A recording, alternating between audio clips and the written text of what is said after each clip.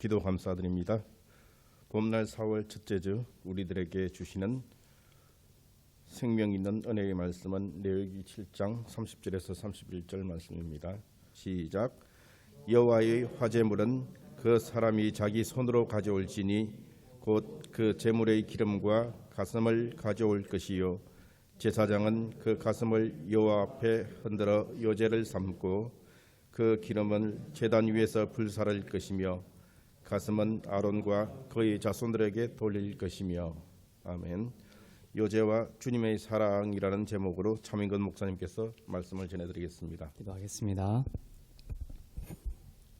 주님의 높고 크신 사랑을 바라보는 예배 되게 하시고 예수 그리스도께서 온전히 높임 받으시는 축복을 더하여 주옵소서. 감사드리며 우리 주 예수 그리스도의 이름으로 기도합니다. 아멘.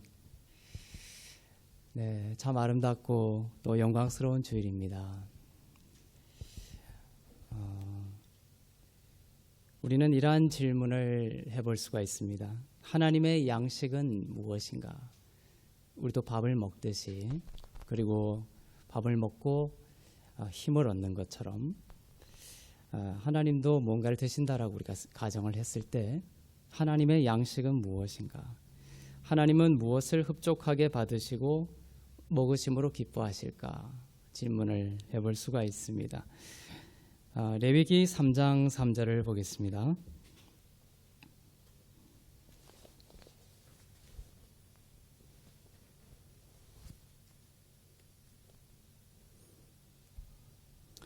네, 시작. 그는 또 그 화목제의 제물 중에서 여호와께 화제를 드릴지니 곧 내장에 덮인 기름과 내장에 붙은 모든 기름과. 네, 우리가 지금 번제와 화목제 등을 보고 있는데 여기서 드려지는 그리고 태워지는 드려져서 태워지는 제물이 나타내는 것이 무엇인가? 그것은 바로 우리 주 예수 그리스도입니다. 예수 그리스도입니다. 모든 제물이 예수입니다. 그런데 그 드려지는 것 중에 최고가 있어요. 베스트. 최고가 뭐냐? 그것이 기름입니다. 화목제에서 짐승의 그 기름을 따로 이제 발라냅니다. 기름을 따로 떼어내어서 화재, 즉 불에 태워드립니다. 그런데 여기서 그 기름은 헤레브라는 히브리어인데 이 헤레브라는 기름이라는 것으로 번역이 된 히브리어 헤레브는 무슨 뜻이냐면 rich, best 이런 뜻입니다. 부유함, 또 최고라는 뜻입니다. 기름을 태워드린다는 것은 최고의 것을 태워드리는 것이죠. 최고의 것을 하나님께서 받으시는 겁니다. 하나님께서 여러분을 위해서 가지고 계신 가장 최고의 것을 드린다라는 뜻입니다. 하나님이 저와 여러분을 위해서, 우리를 위해서, 모두를 위해 간직하고 계신 최고의 것이 바로 예수님입니다. 화목제에서 내장을 자르고 그 내장에 기름을 발라서 태워드린다고 했죠. 내장의 기름입니다. 내장. 이 내장의 기름이라는 것은 내적인 부유함을 말하는 거예요. 내적인 부유함. 내적인 탁월함과 아름다움입니다. 예수님은 그런 분이라는 것이에요. 사람의 경우에는 우리가 사람이 누군가에게 감명을 주기 위해서 어떤 외적인 것을 자꾸만 좋게 만들어서 감명을 주려고 하고 설득을 주려고 하고 좋은 인상을 주려고 하죠. 하지만 그 사람 안에는 어떤 마음이 있는지는 아무도 모릅니다. 그러나 예수님은 안으로까지 모든 면에서 부유하시고 탁월하시고 아름다운 분이십니다. 예수님이 세례를 받으시고 물에서 올라오실 때에 하늘에서 성부 하나님께서 아들 예수 그리스도를 향해서 말씀하십니다. 마태복음 3장 17절입니다. 제작. 하늘로부터 소리가 있어 말씀하시되 이는 내 사랑하는 아들이요 내 기뻐하는 자라 하시니라. 원문으로는 나의 사랑을 받는 아들 이렇게 되어 있는데 영어로는 in whom I am well pleased, 즉 뭐냐면 in whom이라는 거예요. 그 안에 있는 것으로 내가 매우 기뻐하는 자라. 그 자가 어떤 자냐면은 하나님께서 하늘에서 그 아들을 보시고 그 안에 in whom, 그 안에 있는 것으로 내가 만족하고 기뻐한다는 것이에요. 예수님 안에 있는 것으로. 하나님은 내면을 보시는 분이시죠. 하나님을 속일 수는 없습니다. 근데 하나님께서 그 아들 안에 있는 모든 것으로 기뻐하신다라고 하시는 거예요. 예수님의 안에 있는 것이 얼마나 탁월하고 아름답고 풍성하고 부유한지를 우리는 느낄 수가 있습니다. 하나님은 예수님 안에 있는 모든 것으로도 기뻐하셨던 것입니다. 하나님은 그 예수 그리스도 안에 있는 것을 기뻐하셨다는 것을 생각할 때에 우리는 이런 것을 생각해 볼 수가 있습니다. 우리가 예수 그리스도에 대해 그분 안에 있는 것에 대해 더 많이 이야기하고 더 설교할수록 하나님은 기뻐하실 것이다. 예수님을 최고의 분으로 여기고 우리가 설교하고 나누고 묵상할 때 하나님은 well pleased, 가장 충만하게 기뻐하신다라는 것을 우리는 배울 수가 있습니다. 믿음이 없이는 하나님을 기쁘시게 하지 못한다라고 성경은 말하고 있습니다. 그 믿음은 여러분이 얼마나 대단한 것을 했는지에 대한 믿음이 아닙니다. 주님, 내가 얼마나 대단한 것을 했는지 그것을 내가 믿고 그 믿음 내놓는 것이 아니라는 것입니다. 믿음이 없이는 하나님을 기쁘시게 하지 못한다. 그 믿음은 예수님이 얼마나 위대하신지에 대한 믿음이에요. 예수님이 하신 일이 얼마나 놀라운 것인지에 대한 믿음입니다. 공의를 만족시키신 십자가의 사랑이 얼마나 높고 위대하고 놀라운 것인지, 확실한 것인지에 대한 믿음을 하나님은 기뻐하십니다. 그리고 내가 정말 그리스도 안에 있는 자라는 진리에 대한 믿음을 하나님은 기뻐하십니다. 예수님을 이야기하는 것, 또 예수님을 만나는 것, 이것이 예배입니다. 레위기 3장 4절부터 5절을 보겠습니다. 레위기 3장 4절부터 5절 읽겠습니다. 시작. 두 콩팥과 그 위에 기름, 곧 허리 쪽에 있는 간과 간에 덮인 거풀을 콩팥과 함께 떼어낼 것이요.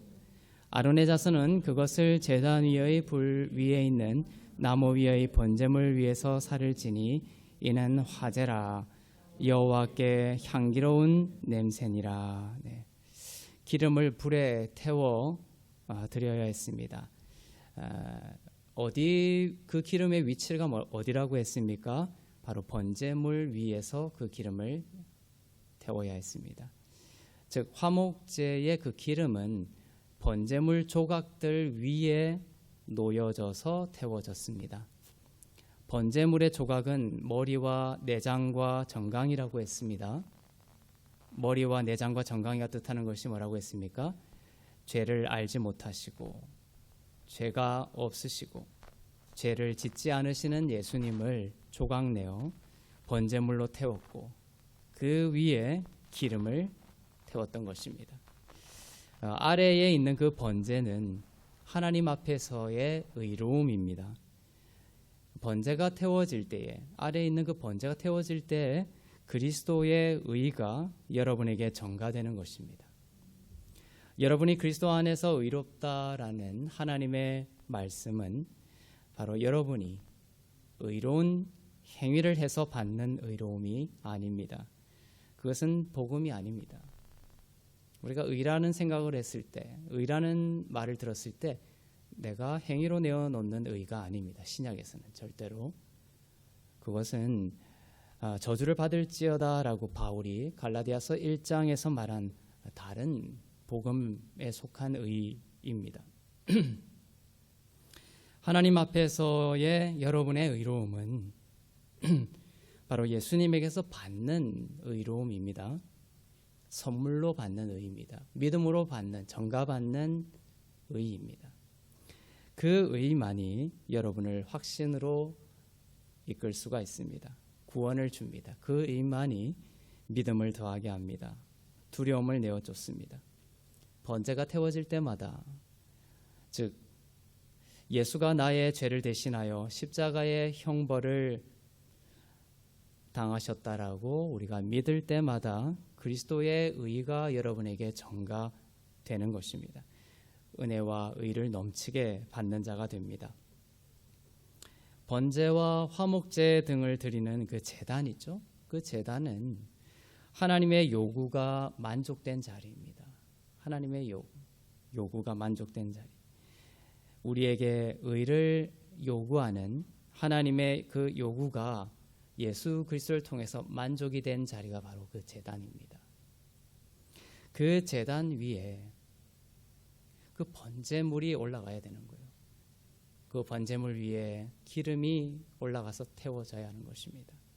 그런데 그 제단 위에 여러분이 올라가서 이것저것 열심을 가지고 자기 의를 태워보려고 하는 것이 바로 이교도적인 것입니다.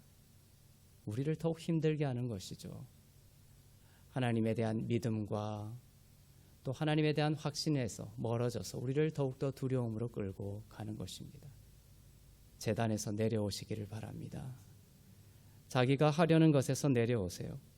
무거운 짐을 내려놓으시길 바랍니다. 그분이 태워지신 것에 감사하고 그분이 주신 모든 것들을 감사함으로 즐거워하는 여러분 되기를 바랍니다. 여러분이 아무리 자기 힘으로 애써도 하나님을 기쁘게 하지 못합니다. 제단은 하나님의 양식을 드리는 자리인데 그 하나님의 양식은 여러분의 애씀이 아니라 바로 번제물이라는 것이에요. 하나님의 양식은 공의를 만족시킨 예수님입니다. 여러분이 공의를 만족시킬 수가 없습니다. 여러분이 거기서 모든 것을 다 태워드려도 그것은 하나님께 기쁨이 되지 못합니다. 공의를 만족시킬 수 없기 때문입니다. 드려지는 그 번제물, 참된 번제물은 우리를 향한 그 공의를 만족시키신 예수 그리스도이시기 때문에 하나님께 기쁨이 되고 하나님께 양식이 되고 우리에게 축복이 된다는 것이죠. 하나님의 아들이신 예수님이 하신 그 순종 안에서 하나님은 진정한 만족을 발견하십니다. 여러분의 순종 안에서 하나님은 진정한 만족을 발견하지 않습니다. 예수님이 얼마나 아름답게 순종했습니까? 사람이 할 수 없는 순종이었습니다.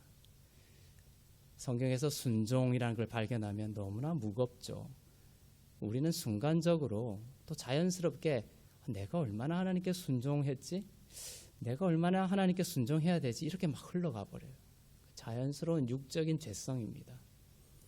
하지만 복음은 그렇게 좌로나 우로나 치우치는 우리의 마음을 예수님의 순종으로 끌고 갑니다. 예수님의 순종 앞으로 데려가죠. 그분이 얼마나 놀라운 순종을 하셨는가. 그것을 바라볼 때에 우리의 불완전한 순종이 씻겨나가는 거예요. 예수님의 순종은 바로 하나님이 기뻐하실 정도로 순종하셨습니다. 우리가 순종한다는 것은 우리가 순종한다. 이 말은 무슨 의미냐? 본질적으로 그것은 예수님의 그 순종을 바로 너희의 순종으로 받고 믿으라는 하나님의 명령에 순종하는 것입니다. 여러분이 가만히 묵상하면서 여러분 자신의 순종을 자꾸 헤아리다 보면 그 끝은 절망뿐입니다. 여러분의 순종을 묵상하다가 그 끝에 너무나 기쁘고 너무나 만족스럽고 하다면 그것은 잘못된 것이죠. 우리의 순종은 그 끝이 절망입니다. 하지만 예수님의 순종은 주님께 충분하고 완전한 기쁨과 만족이 된다는 것이죠. 우리가 그 순종 안에 있다라는 것입니다. 그분의 순종이 우리의 순종으로 전가된다는 것입니다. 예수님이 십자가에서 죽기까지 하신 그 순종을 감사하고 그것을 여러분의 순종으로 전가시켜 주시는 하나님의 은혜를 감사하고 묵상하다 보면 여러분은 그 영혼을 묶고 있던 족쇄에서 풀려나고 은총과 축복과 능력과 지혜의 구원이 흐르게 됩니다. 요한복음 10장 17절을 보겠습니다. 예수님이 얼마나 아름답게 하나님께 순종했는지를 보겠습니다. 시작.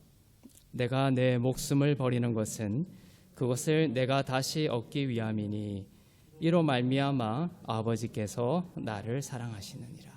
아버지께서 나를 사랑하신다고 했죠. 그 이유가 뭐다? 내가 내 목숨을 버린다. 예수님이 목숨을 버리신 것을 보시고 하나님은 예수 그리스도를 더욱 사랑했습니다. 예수님이 우리를 위해 목숨을 버리신 것을 아버지께서는 기뻐하고 사랑하셨다. 예수님은 하나님의 아들이시죠. 아들인 것 그 자체만으로도 하나님은 충분히 하나님의 아들이신 예수님을 너무나 사랑했습니다. 만족하셨습니다. 하지만 그건 너무나 당연하지만 성경은 표현을 어떻게 주로 하냐면은 바로 그의 아들이 우리를 위해서 목숨을 버리셨기 때문에 사랑한다라고 자꾸 표현하시는 거예요. 요한복음 14장 31절을 보겠습니다. 시작. 오직 내가 아버지를 사랑하는 것과 아버지께서 명하신 대로 행하는 것을 세상이 알게 하려 함이로라. 일어나라 여기서 떠나자 하시니라. 예수님이 아버지를 완전하게 사랑하셨습니다. 그렇죠? 예수님이 그의 아버지 성부 하나님을 완전하게 사랑하셨습니다. 예수님이 아버지가 명하신 모든 것을 명하신 대로 행하셨습니다. 이렇게 지금 말씀하고 있죠. 아버지께서 명하신 대로 내가 행하는 것을 세상으로 하여금 알게 하기를 원한다. 일어나서 여기서 떠나자. 세상이 이것을 알게 하시려고 주님은 일어나셨던 것입니다. 공생의 시간을 보내셨던 것이에요. 오늘날 예수님이 일어나셔서 일하시는 이유도 바로 예수님이 친히 하셨음을 세상이 알게 하시려는 것입니다. 성부 하나님은 아들의 순종 안에서 만족을 느끼시고 행복하셨습니다. 예수님 안에서 기쁨을 발견하셨습니다. 예수님처럼 하나님께 기쁨과 즐거움을 준 사람은 아무도 없었고 앞으로도 없을 것입니다. 예수 그리스도의 것이 여러분에게 전가된 것에 감사합니다. 예수님의 모든 기쁨과 즐거움, 예수님이 얼마나 기뻐하셨습니까? 예수님이 얼마나 즐거움 가운데 계셨습니까? 주님을 즐거워하는 인생을 사셨죠. 그리고 예수님은 무엇보다도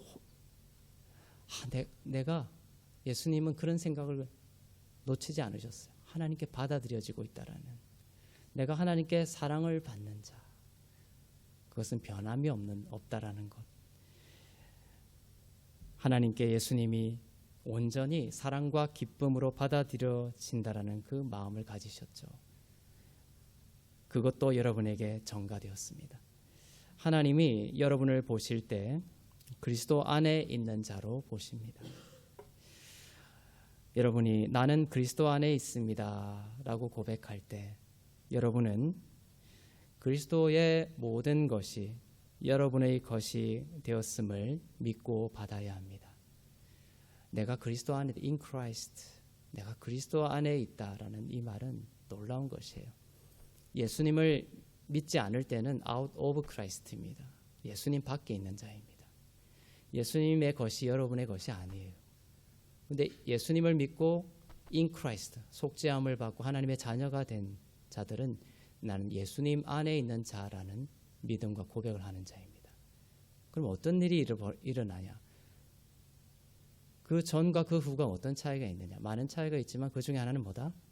바로 예수님의 모든 것이 여러분의 것이 되었다는 것이에요. 그래서 내가 예수의 이름으로 하나님 앞에 기도하며 나갈 때 하나님이 여러분을 예수님처럼 보신다. 하나님이 나를 얼마나 기뻐하실까? 하나님이 얼마나 나를 용납하실까?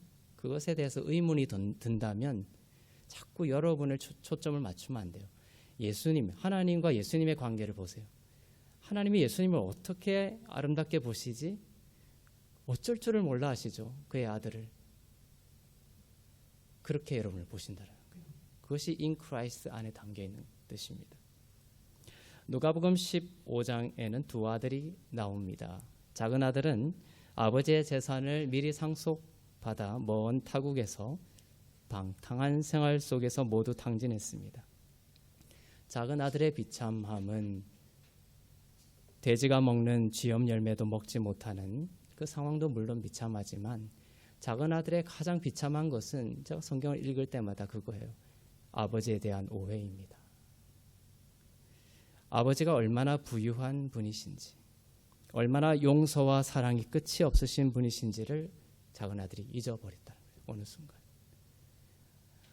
지금도 마을 끝에 나가서 아들이 돌아오기를 기다리고 있는 변함없는 아버지임을 아들은 잊어버린 것이에요. 그것이 가장 비참한 것입니다. 자기 힘으로 살려고 했습니다.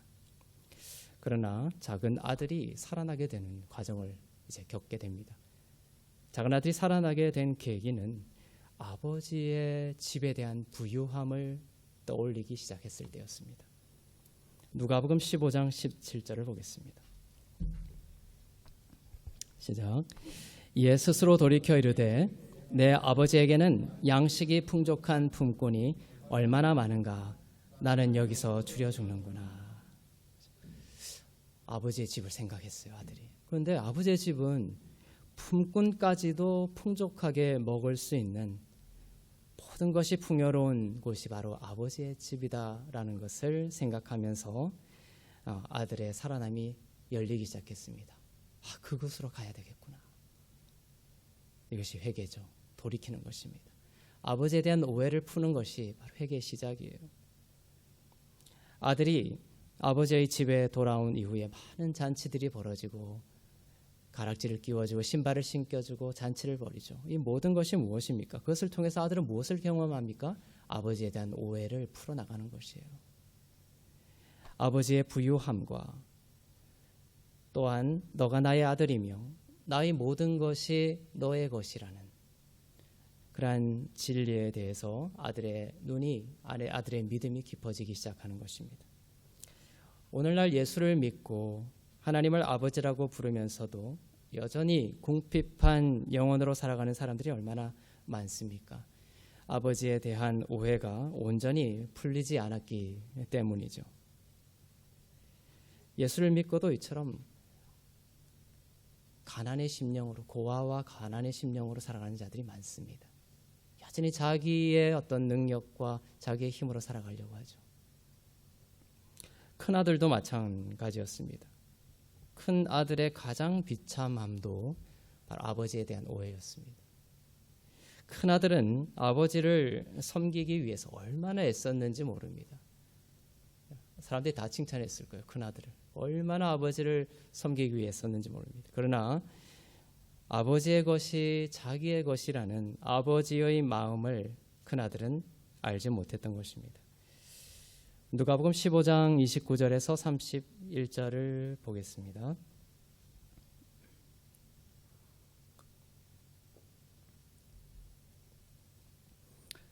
시작. 아버지께 대답하여 이르되 내가 여러 해 아버지를 섬겨 명을 어김이 없거늘 내게는 염소 새끼라도 주어 나와 내 벗으로 즐기게 하신 일이 없더니 아버지의 살림을 장녀들과 함께 삼켜버린 이 아들이 돌아오매 이를 위하여 살찐 송아지를 잡으셨나이다. 아버지가 이르되 예 너는 항상 나와 함께 있으니 내 것이 다 내 것이로 돼. 그렇죠? 자기와 영원히 함께 하시고 모든 것을 전가시켜 주신 아버지에 대해서 큰아들이 알지 못했던 것이에요. 이제 아버지 옆에서 열심히 아버지를 섬기며 끝없이 아버지의 명을 어기지 않기 위해서 열심히 살았던 큰 아들이었죠. 그런데 아들은 늘 오해를 하고 있었던 거예요. 작은 아들이 돌아왔을 때 잔치를 베풀어 주는 걸 보면서 나는 아버지의 명도 어긴 적이 없고 아버지를 위해서 열심히 여러 해를 섬겼는데 나한테는 염소 새끼 한 마리 줘가지고 나한테 뭐 잔치를 베풀어 준 적도 없는데 왜 작은 아들은 이렇게 베풀어 주느냐? 큰 아들의 아버지에 대한 오해가 있었던 거예요. 큰 아들은 결코 아버지의 것이 자기의 것이라는 생각을 하지 못했던 것입니다. 열심히 노력하고 일해서 아버지의 것을 가져오려고 했던 것이죠. 큰 아들의 마음은 사실은 빈곤했습니다. 부유하지 못했습니다.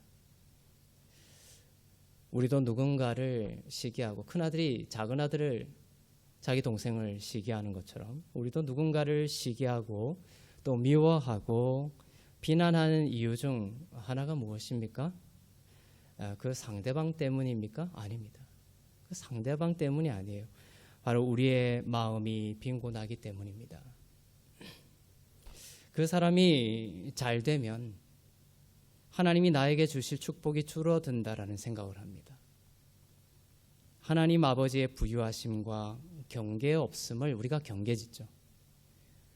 우리가 누군가를 돕거나 또 내 시간을 내거나 또 용서하거나 용납하거나 내 생각과 의견을 내려놓거나 절망을 내쫓거나 또는 하나님께 예물을 바칠 때까지도 우리에게는 어떤 것이 자꾸만 작동하냐면 우리에게는 하나님 아버지의 사랑과 은혜의 부유함에 대한 그 믿음이 작동하는 거예요.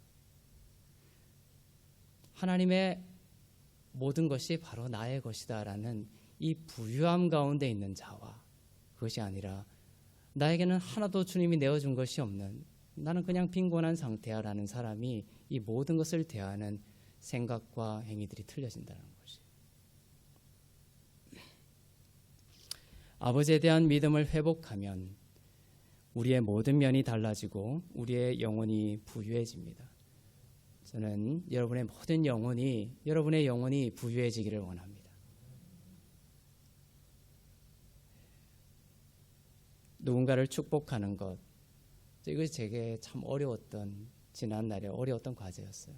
근데 들여다보면 그 상대방과 내가 축복을 어떤 사람을 해줘야 되는 마땅한 때가 있을지라도 내가 못했던 것은 그 사람 때문이 아니었던 거예요. 나의 마음이 거지였던 거예요. 내 마음이 부유하지 못했던 것입니다. 내 마음이 지옥이었던 것이에요. 누군가를 축복해 줄 수 있는 마음이 아니었던 것이죠. 근데 어느 날 하나도 바뀌지 않았지만 어느 날 내 마음이 부유해지고 내 마음이 평화를 누리고 하나님의 모든 것이 나의 것이구나. 내가 아무리 흘려보내고 내가 아무리 빼앗기고 나에게서 아무리 뭔가가 나가도 끝없는 하나님의 부유함이 나의 영혼과 내 삶 가운데 차고 흘러넘치는구나라는 아버지의 모든 것이 나의 것이라는 그 믿음 안에서 내 영혼이 부유해졌을 때에 난 누군가를 진정으로 축복해 줄 수 있는 사람이 되어 갔던 것입니다. 이처럼 진정으로 부유한 자가 축복해 줄 수 있는 것이에요. 영혼이 가난한 자가 되지 말고 영혼이 부유한 자가 될 수 있기를 바랍니다. 번제이시고 향기로운 기름이신 예수 그리스도라는 재물을 더욱 알아가세요. 많은 교회들 가운데서도 서서히 이제 변화들이 많이 일어나는 것을 볼 수 있습니다. 지금까지는 율법적이거나 아니면 교회 안에 혼합이 되어 있었습니다. 은혜와 율법이 많이 혼합이 되어 있었습니다. 아니면 완전히 율법적으로 흘러간 교회들이 대다수였죠. 많이 변하고 있습니다. 우리는 우리 자신을 많이 바라봅니다. 많은 설교들도 우리 자신의 어두운 모습을 보게 하는 것이 중심이 되어 그 옛 자아의 모습이 우리 자신이고 우리의 운명인 듯 말을 합니다. 그러나 우리의 진짜 모습은 뭡니까? 부활한 모습이에요. 부활한 모습이 우리의 모습입니다. 그리고 그러한 참나, 그것이 참나죠. 그것이 참나는 우리가 예수님을 드러낼 때에 바로 우리의 믿음이 됩니다. 왜냐하면 우리는 예수님 안에 있기 때문에 그렇습니다. 엠마오 마을로 가는 두 제자에게 예수님이 나타나셔서 예수님조차도 성경의 모든 곳에서 예수님 자신을 자세히 설명하셨습니다. 그것이 우리가 가야 할 길입니다. 기독교 영성의 중심이 되어야 합니다. 예수님에 대해 더욱 볼수록 우리는 달라지게 될 것입니다. 하나님은 그리스도를 바로 여러분으로 여기십니다. 얼마나 엄청난 말입니까? 하나님은 그리스도를 여러분으로 여긴다는 거예요. 여러분을 볼 때 그리스도처럼 여긴다는 것이에요. 그리스도 안에 여러분의 운명이 있습니다. 그리스도 안에 여러분의 운명이 있습니다. 그분이 성취하신 것이 무엇이든 여러분의 운명이 되었습니다. 때로는 이런 말을 합니다. 너무 상당히 이제 이런 말을 많이 듣습니다. 제가 목사님 말입니다. 저는 예수님의 모습과 거리가 너무 먼 것 같아요. 여전히 저는 부정적이고 염세적인 생각으로 가득 차 있고 나는 여전히 괴로움과 분노가 있고 예수님처럼 살지 못하고 있다라는 생각 때문에 괴롭습니다. 나는 어디를 봐도 예수와 근접한 구석이 없습니다. 라는 말을 많이 합니다. 그런데 오늘 분명하게 여러분 아셔야 할 것은 그런 생각은 거짓이라는 것이에요. 하나님은 그리스도 안에서 여러분을 그렇게 보지 않으신다는 거예요. 방금처럼 말한 그 사람의 생각은 바로 해변에 죽은 애굽 군대와 같습니다. 이미 죽은 군대를 바라보는 것이에요.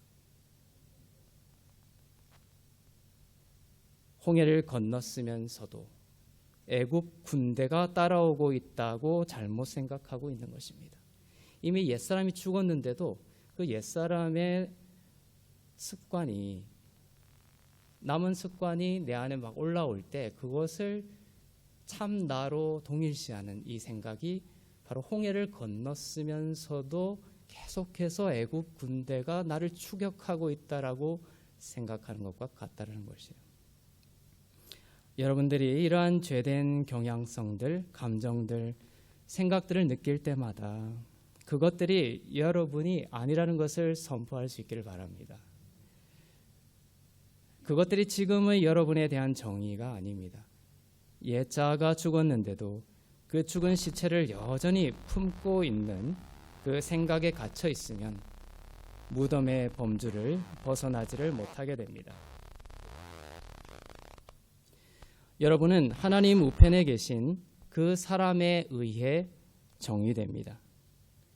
여러분을 어떻게 정의한다고요? 하나님 우편에 앉아 계신 그 사람. 예수님은 하나님이시지만 또한 우리를 대표하여 하나님 우편에 사람으로 앉아 계십니다.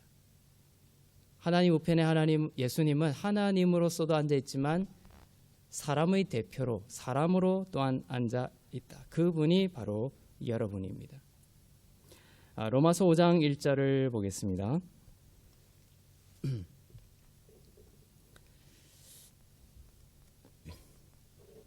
네, 시작.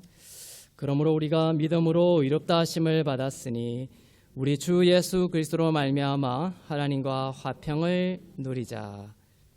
네, 믿음으로 의롭다 하심을 받았기 때문입니다. 그렇기 때문에 하나님과 화평을 누리고 있다라고 말씀하고 있습니다. 의로움이 하나님과의 화평의 기초입니다. 그래서 우리가 받은 의를 나타내는 그 번제는 우리가 받은 의라고 했습니다. 우리가 행하는 의가 아니라 받은 의라고 했습니다. 그 위에 샬람임, 즉 샬롬의 복수라고 했죠. 모든 면에서의 그 평화를 나타냅니다. 그 화목제인 기름이 타고 있는 것입니다. 의로움이 없는 화평은 가짜입니다. 다른 복음입니다. 의로움 하니까 의롭게 살아야 되나 보다 또 이렇게 생각하면 안 됩니다. 그렇게 하지 말라고 번제가 되시고 선물로 의를 주셨습니다. 나의 단점과 실패와 상처 등 이 모든 것에 휘둘려서 괴로운 시간을 낭비하지 말고 전가시켜 주신 선물로 주신 하나님의 의 위에 서서 그 모든 단점과 실패와 상처들과 화평하시기를 바랍니다. 단점이든 실패든 교만이든 또한 열등의식이든 이러한 것에 몰두하는 것은 바로 자기 몰입입니다. 셀프 아큐페이션입니다. 자기에게 몰입해 있는 것이죠. 그것은 끔찍한 결과를 만들어냅니다. 자기 몰입은 끔찍한 결과를 만들어냅니다. 그러나 예수님께 몰입이 되어 있으면 예수를 바라보면 그와 같은 형상으로 변화되게 됩니다. 자기의 몰입에 빠져 있으면 끔찍한 결과를 내지만 예수님께 몰입되어 있으면 예수님과 같이 변화가 된다. 고린도후서 3장 18절을 보겠습니다.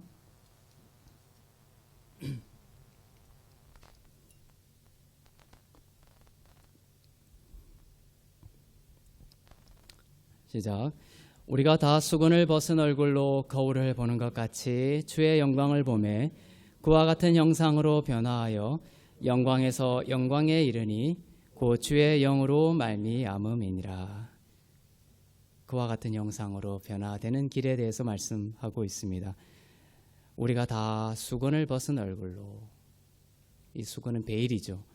베일은 율법을 말합니다. 수건을 벗은 얼굴로 율법의 돌을 굴려 치우고 주의 영광을, 은혜 가운데서 은혜로우신 영광의 주님을 바라보는 것을 통해서 그분을 닮아가게 될 것입니다. 오늘 본문 말씀인 레위기 7장 30절부터 31절에는 화목 제물 가운데 요제가 나옵니다. 요제가 무엇입니까? 요제는 제단 앞에서 들고 흔드는 거예요.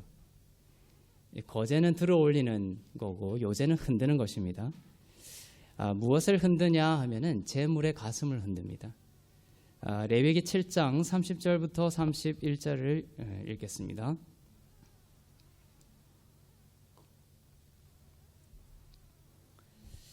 네, 시작.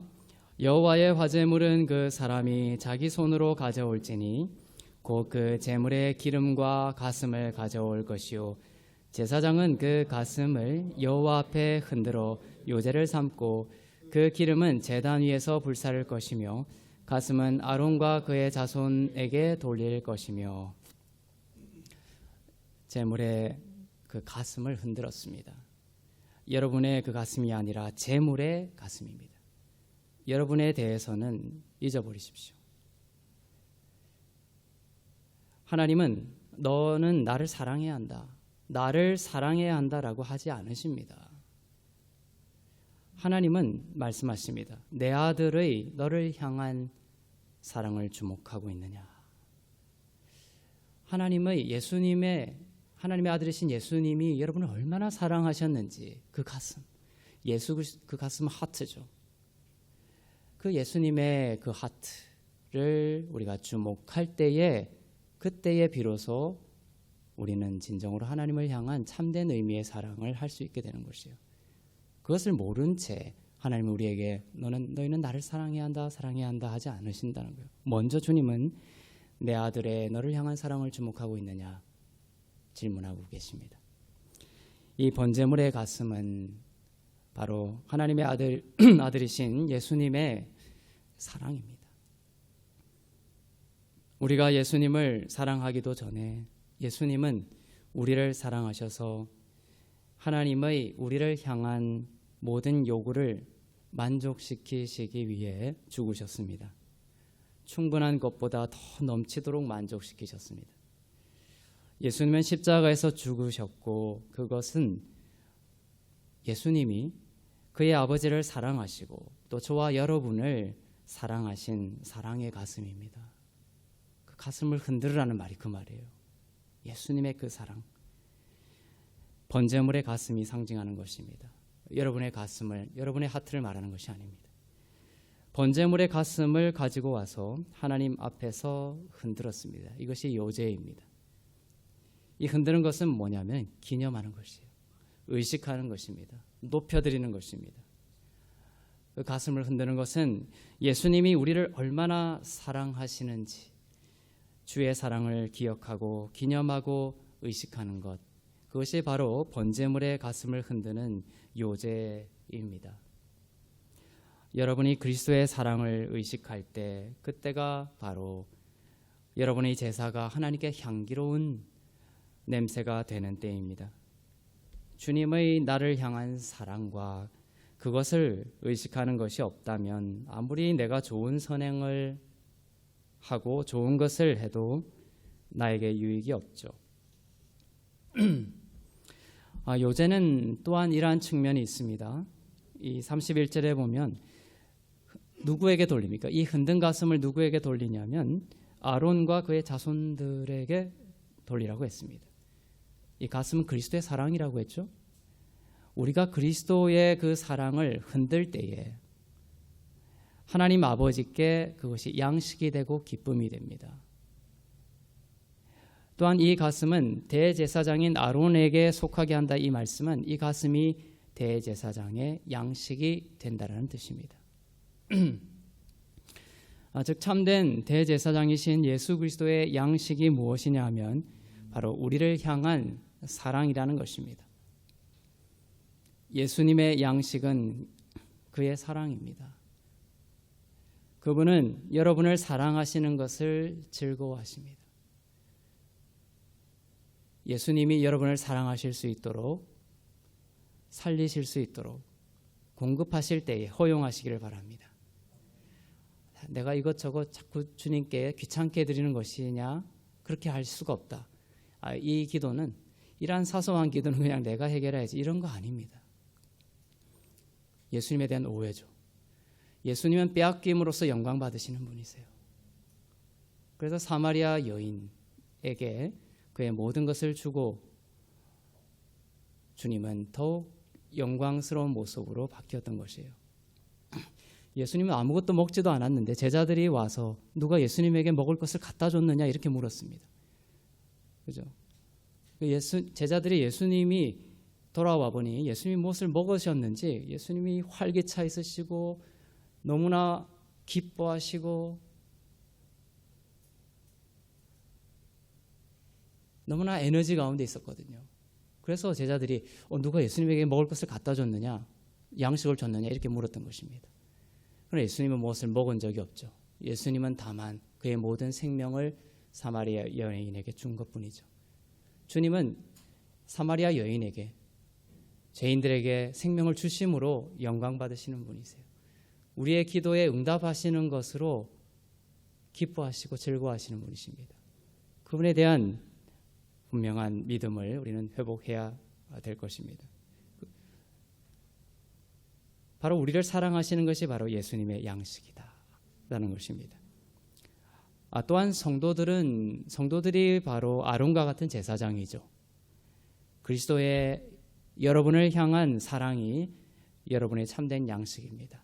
그 흔든 요제, 그리스도의 그 하트, 가슴을 상징하는 그 흔든 요제를 제사장에게 준다는 말은 그 제사장이 바로 오늘날에는 또한 성도인 여러분입니다. 여러분의 진정한 양식이 뭐라고요? 바로 흔든 요제, 그리스도의 사랑이라는 것이에요. 그분의 사랑이라는 그 양식을 한 번만이 아니라 계속해서 먹으시길 바랍니다. 매일의 양식으로 삼으십시오. 수년 전에 알고 들었다고 끝난 것이 아닙니다. 우리는 날마다 그리스도의 사랑을 즉 요제 흔들면서 양식으로 먹어야 할 것입니다. 이것이 화목제입니다. 그리스도의 순종과 그리스도의 사랑을 날마다 의식하고 기념하며 양식으로 삼을 때 하나님께 동일한 향기로운 냄새요 양식이 되며 여러분의 삶에 세상이 주지 못하는 하나님의 평강이 영과 혼과 육의 모든 면에 차고 넘치게 될 것입니다. 기도하겠습니다. 주신 말씀을 생각하면서 우리 함께 기도하기를 원합니다. 하나님에 대한 오해와 잘못된 생각들이 나에게 있다면 오늘 이 시간 하나님에 대한 바른 믿음을 회복시켜 주시옵소서. 하나님, 그리스도의 십자가로 말미암아 내가 그리스도 안에 있게 되었습니다. 하나님이 나의 아버지임을 이제 믿습니다. 하나님의 모든 것이 이제 나의 것임을 믿습니다. 사단은 나에게 달려들고 사단은 나를 쓰러뜨리며 나의 힘으로 대적하라고 참수하고 공격합니다. 하나님, 내가 주님을 멀리 떠나 하나님을 멀리 떠나 나의 힘으로 이 땅을 살아가지 않게 하여 주시고 하나님의 부요함이 하나님의 능력과 지혜가 온전히 나에게 주어졌음을 믿고 그리스도 안에 있는 자라는 참된 믿음으로 하나님이 주시는 능력으로 이 땅을 살아갈 수 있도록 인도하여 주시옵소서. 주님, 요새 그 번제물의 가슴을 흔들며 살아가기를 원합니다. 그리스도의 사랑을 늘 의식하며 바라보며 살아가기를 원합니다. 주님, 우리가 옛날 옛적에 그리스도의 사랑을 알았다고 끝나는 것이 아니라 날마다 그리스도의 그 사랑을 의식하고 흔들고 높여드리며 요제의 삶을 살 때에 하나님의 은총과 생명과 평강이 우리의 영과 혼과 육의 모든 면에 차고 넘칠 줄로 믿습니다. 하나님, 우리의 영혼을 부유케 하여 주시옵소서. 고아의 영은 떠날지어다, 가난의 영은 떠날지어다, 궁핍의 영은 떠날지어다. 이제 아버지의 것이 다 내 것이 되었으니 부유한 마음을 허락하여 주시고 축복할 수 있는 마음을 허락하여 주시고 눈 감아 줄 수 있는 부유한 마음을 허락하여 주시며 관대함을 허락하여 주시옵소서. 비좁은 마음으로 지옥 같은 삶을 살지 않게 하여 주시고 천국이 우리의 영혼 가운데 임하게 하여 주시옵소서. 예수 그리스도가 나의 주님이시고 하나님이 나의 아버지임을 믿고 주님, 넉넉하고 풍성하며 부유한 마음으로 이 땅을 살아가게 하여 주시옵소서. 함께 기도하겠습니다. 사랑의 하나님, 감사합니다. 번제물의 가슴을 흔드는 그 요제를 통해 하나님 고백합니다.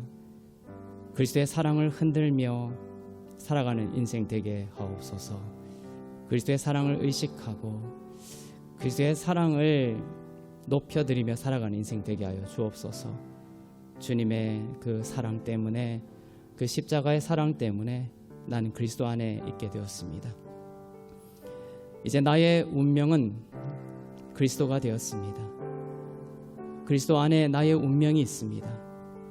주님, 다른 곳에서 나의 운명을 찾지 않게 해주시고 둘째 아들처럼 아버지를 멀리 떠나 정말 돼지와 같이 나의 정체성을 잃어버리고 나의 힘으로 살아가려는 비참한 인생이 아니라 아버지의 집으로 돌아오게 하여 주시옵소서. 아버지의 품으로 돌아오게 하여 주시옵소서. 아버지의 것이 내 것임을 깨닫고 주님을 즐거워하는 인생이 나의 인생의 목적과 중심이 되게 하여 주시옵소서. 하나님, 이 예배가 얼마나 놀랍고 큰 은혜인지를 주님 고백합니다. 하나님, 세상은 이곳저곳으로 멀리 떠나 나의 유익과 나의 만족을 추구하며 살아가지만 그 끝은 허망할 것입니다. 그러나 오늘 이 예배는 주님, 늘 있는 일상적인 예배가 아니라 주님을 높여드리고 주님을 찬양하며 그리스도의 사랑을 흔드는 놀라운 하나님이 베푸신 은혜의 예배임을 믿습니다. 주님, 우리의 인생의 그 중심에 그리스도의 사랑을 높여드리고 그리스도의 놀라운 은혜를 송축하는 것이 인생의 목적이 되게 하여 주시옵소서. 하나님, 그것이 얼마나 큰 은혜와 선물인지 주님 깨닫게 하여 주시고 날마다 주님 앞에, 말씀 앞에, 기도 앞에 아버지의 집에 거하는 것으로 즐거워하는 인생 되게 하여 주시옵소서. 그것이 얼마나 큰 기쁨이며 축복인지 세상은 알지 못하지만 우리는 알고 있습니다. 하나님, 결코 은혜에서 멀어지지 않게 하여 주시고 아버지의 집에서 멀어지지 않게 하여 주시고 이 땅을 살아가지만 내가 아버지의 것이며 아버지의 능력과 지혜로 살아가는 인생임을 고백하고 또 그 능력과 그 지혜로 살아가는 인생 되게 하여 주시옵소서. 구하라 그리하면 주실 것이다 하셨습니다. 삶의 가장 작은 것까지도 나의 사랑하는 아버지께 구하며 예수의 이름으로 구하며 주님과 교제하고 동행하며 즐거워하며 살아가는 인생 되게 하여 주시고 나의 것이 아닌 아버지의 지혜와 능력이 내 삶 가운데 흘러넘쳐 아버지께서 통치하시고 아버지께서 친히 인도하시는 놀라운 하늘 나라가, 천국이 우리의 삶 가운데 이루어지고 경험되게 하여 주시옵소서. 성령으로 기름 부어 주시옵소서. 사랑의 하나님 아버지, 번제물의 가슴을 그리스도의 사랑으로 믿고 흔들며 나아갑니다. 우리 자신의 어떠함이 아니라 그리스도의 사랑과 그리스도의 순종과 그리스도의 선물로 주시는 의를 받아서 의지해 나아가는 축복을 허락하시니 감사합니다. 예수님을 통해 하나님에 대한 모든 오해와 제약과 경계가 무너지게 하여 주시고 우주보다 더 넓은 하나님의 부유하심과 그 용서하심과 그 사랑의 품을 늘 인식하고 믿게 하옵소서. 하나님이 내 아버지이며 하나님의 것이 나의 것임을 믿습니다. 그리스도가 나의 운명임을 믿습니다. 그리스도가 참 나임을 믿습니다. 그리스도를 바라보며 그리스도 안에 안식하며 그리스도 안에서 흘러넘치는 은혜와 의와 생명을 충만히 경험하게 하여 주시옵소서. 우크라이나의 전쟁이 그치게 하여 주시고 이 한반도와 모든 눈물 짓는 땅과 소란스러운 땅 가운데 하나님의 평화가 임하게 하여 주시옵소서. 오늘 임직 훈련 위에 기름 부으시고 하나님께서 함께하여 주시옵소서.